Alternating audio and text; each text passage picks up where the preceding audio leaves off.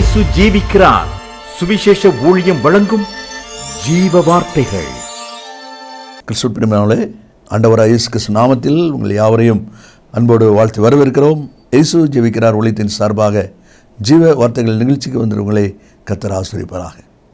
ஒவ்வொரு வாரமும் இதே நேரத்தில் இந்த வார்த்தைகளை கேளுங்கள், அநேகரை கேட்க செய்யுங்கள். ஊழியத்தில் பயன்படுத்த விரும்பினாலும் எங்களுடைய வெளியீடுகள் தேவையானாலும் எங்களோட தொடர்பு கொள்ளுங்கள். நீங்கள் வார்த்தை மூலமாக பெற்றுக்கொண்ட நன்மைகளை அநேகர் சாட்சியாக பகிர்ந்து கொள்கிறீர்கள். அதுக்காக தேவனுக்கு ஸ்தோத்திரம். தொடர்ந்து வார்த்தையை கேளுங்கள், கர்த்தர் நம்மை ஆசீர்வதிப்பாராக. இந்த நாளிலும் தேவன் நமக்கு தருகிற வார்த்தை நான் வாசிக்கிறேன், ஜெபத்துடன் கேளுங்கள். ரூத்தின் புஸ்தகம் 3ஆம் அதிகாரம் 13ஆம் வசனம். ராத்திரிக்கு தங்கியிரு, நாளைக்கு அவன் உன்னை சுதந்திர முறையாய் விவாகம் பண்ண சம்மதித்தால் நல்லது. அவன் விவாகம் பண்ணட்டும். அவன் உன்னை விவாகம் பண்ண மனதில்லா திருந்தானே ஆகில் நான் உன்னை சுதந்திர முறையாய் விவாகம் பண்ணுவேன் என்று கர்த்தருடைய ஜீவனை கொண்டு ஆணையிடுகிறேன். விடியற் காலம் மட்டும் படுத்து கொண்டிரு என்றான்.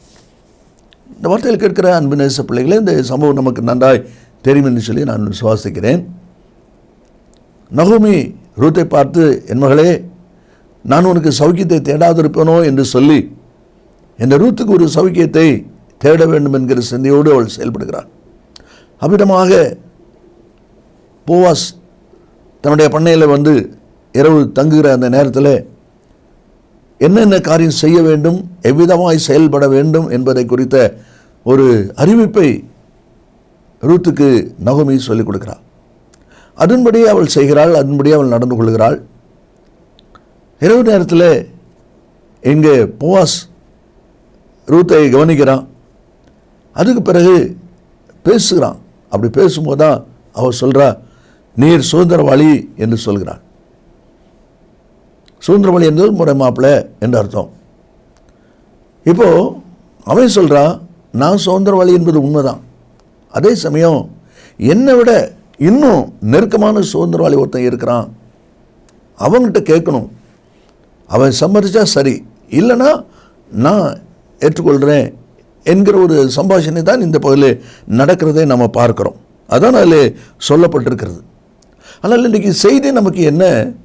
ராத்திரிக்கு தங்கியிரு, இது ராத்திரி நேரம், அதனால் இப்பொழுது செயல்பட முடியாது, இப்பொழுது எதையும் நாம் செய்து கொள்ள முடியாது, இது இரவு நேரமாக இருக்கிறதுனால இந்த ராத்திரி நீ தங்கியிரு என்று சொல்லி அந்த வார்த்தை சொல்லப்படுகிறதை நாம் அதில் பார்க்கிறோம்.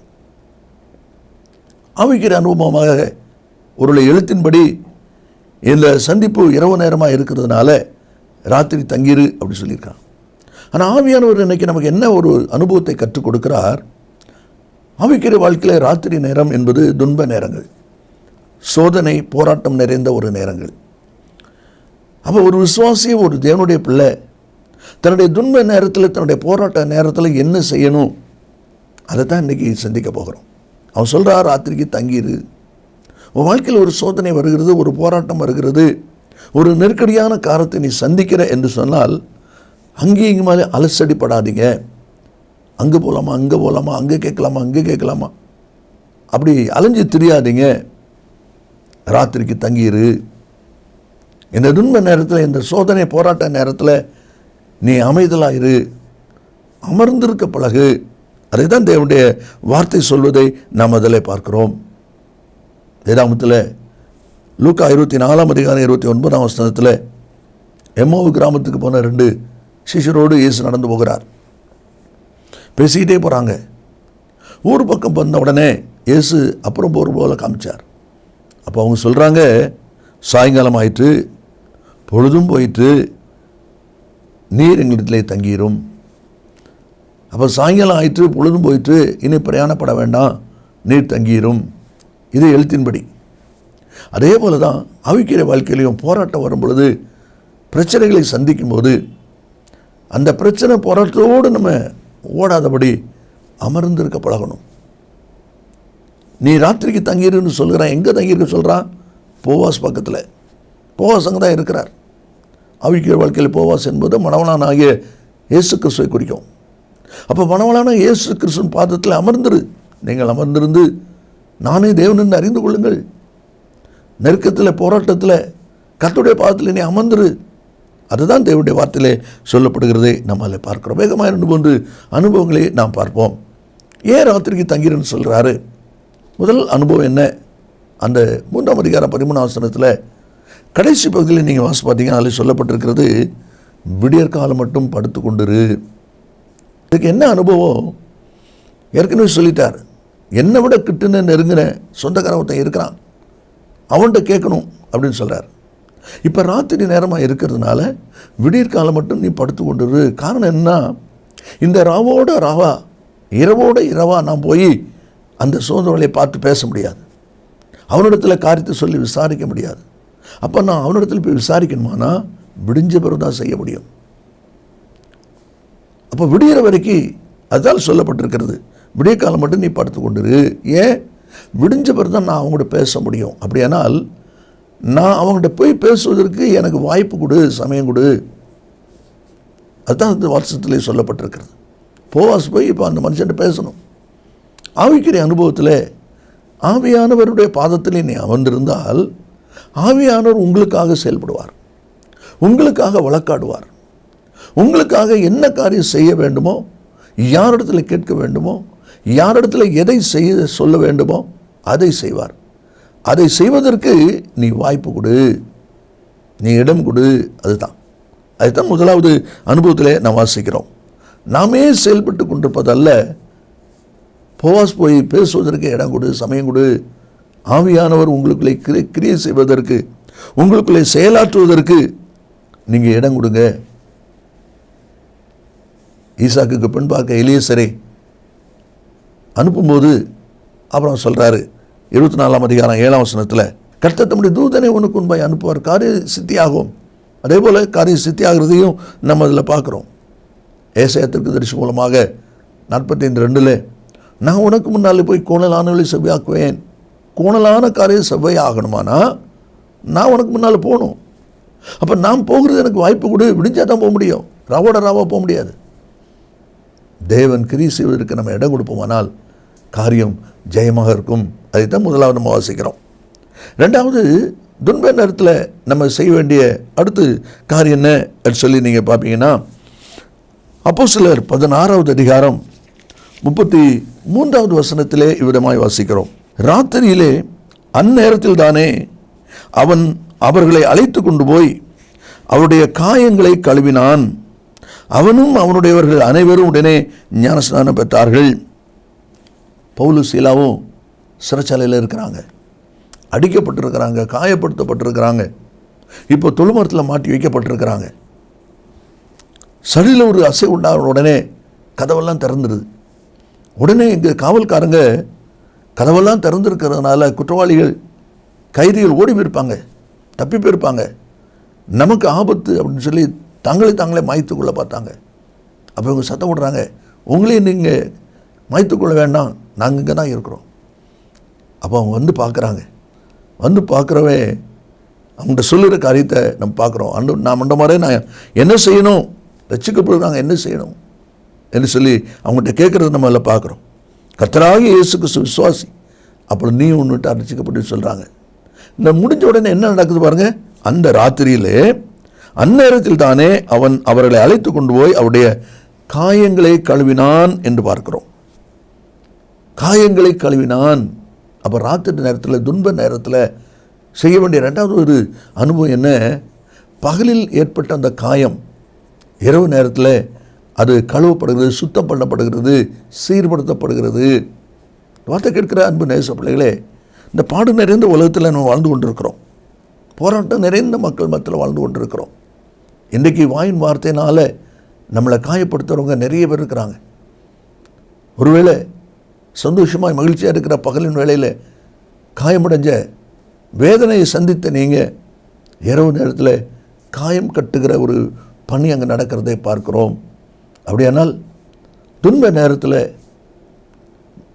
எப்படி காயம், வேதனை, பிரச்சனை சந்திச்சிங்களோ அவைகள் எல்லாவற்றையும் அமர்ந்திருந்து ஆளுடைய பாதத்தில் அமர்ந்திருந்து அவர் காயங்கட்டுகிற தேவனாக இருக்கிறதுனால அந்த காயங்களை ஆற்றும்படி, அந்த காயங்களுக்கு ஒரு நிவர்த்தி உண்டாகும்படி அவருடைய சமூகத்திலே அமர்ந்திருக்கணும் என்பது தான் ஆண்டவருடைய விருப்பமாக இருக்குது. ஏன் இந்த காயம் வருது? 64ஆம் சங்கீதம் 3ஆம் வசனத்தை நம்ம வாசிக்கும் போது, தங்கள் நாவை பட்டயத்தை போல் கூர்மையாக்குறாங்களாம். அது மட்டும் இல்லை, அடுத்த வசனத்தை நீங்கள் வாசித்து பார்த்தீங்கன்னா அதில் சொல்லப்பட்டிருக்கிறது, கசப்பான வார்த்தைகளாகிய அம்புகளை நான் ஏற்றுகிறார்கள், மறைவுகளில் உத்தமன் மேல் ஈயும் பொருட்டு. கசப்பான அம்புகளாகிய, பார்த்தீங்களா வார்த்தை, அம்பு மாதிரி பாயுமா அந்த வார்த்தை, கசப்பு நிறைந்த வார்த்தை, வார்த்தையினால் உண்டாகிற காயம். இந்த வார்த்தையில் கேட்கிறாங்க நேச பிள்ளைகளே, நீங்களும் உங்களுடைய குடும்பத்தில் யோசித்து பாருங்கள்.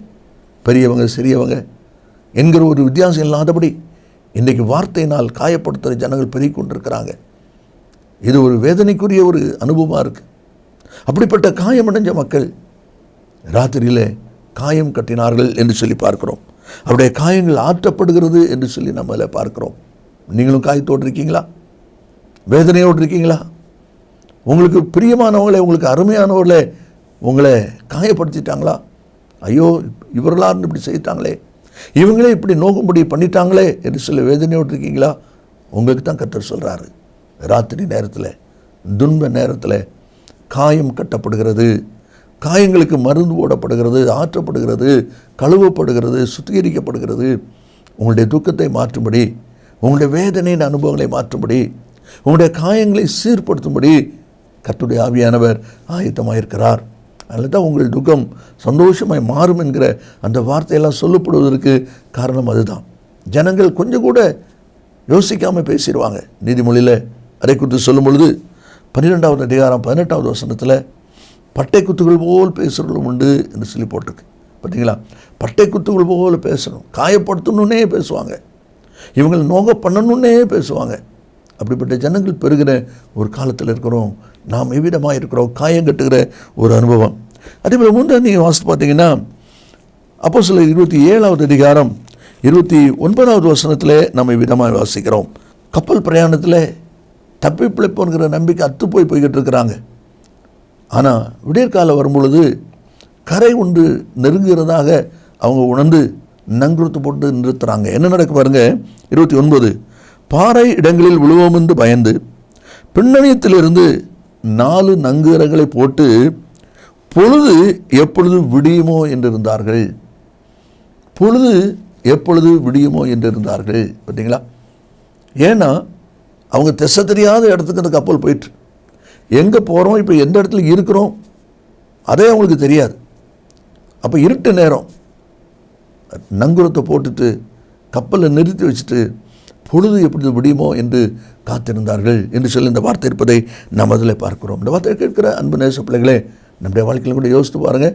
அதே தான் யோபின் புஸ்தகத்தில் 14ஆம் அதிகாரம் 14வது வசனத்தில், எனக்கு மாறுதல் எப்பொழுது வரும் என்று எனக்கு குறிக்கப்பட்ட போராட்டத்தின் நாளெல்லாம் காத்திருக்கிறேன். பார்த்தீங்களா? நம்ம மனுஷனுடைய வாழ்க்கையில் போராட்டம் இருக்குது.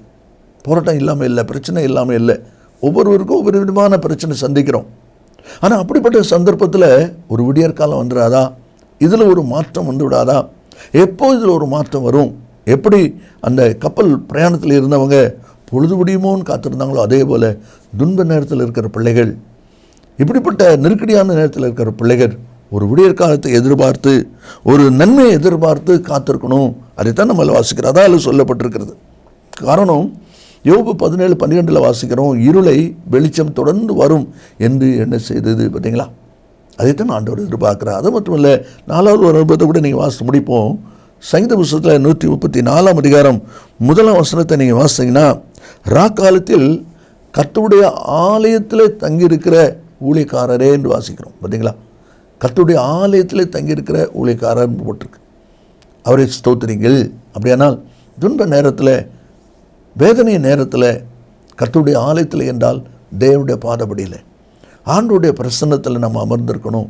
அங்கே தான் நமக்கு விடுதலை இருக்குது, அங்கே தான் நமக்கு ஆலோசனை கிடைக்கும், அங்கே தான் நமக்கு மாற்றத்தை பார்க்க முடியும். அதை தான் தேவனுடைய வார்த்தையில் வாசிக்கிறோம். போவா சொல்லுகிறான், ரூத்தை பார்த்து ராத்திரிக்கு தங்கியிரு, துன்ப நேரத்தில் அலமோதாத, அங்கே ஓடி இங்கே ஓடி அப்படி செய்யாதீங்க, அமர்ந்துருங்க. போவாஸ் பாத்தில் நீ அமர்ந்துரு, அதே போல் ஆண்டுடைய பாத்தில் நீ அமர்ந்துரு. அதைத்தான் வாசிக்கிறோம். விடியற் காலம் மட்டும் படுத்து கொண்டுரு, விடிய காலத்தில் செயல்பட முடியும்.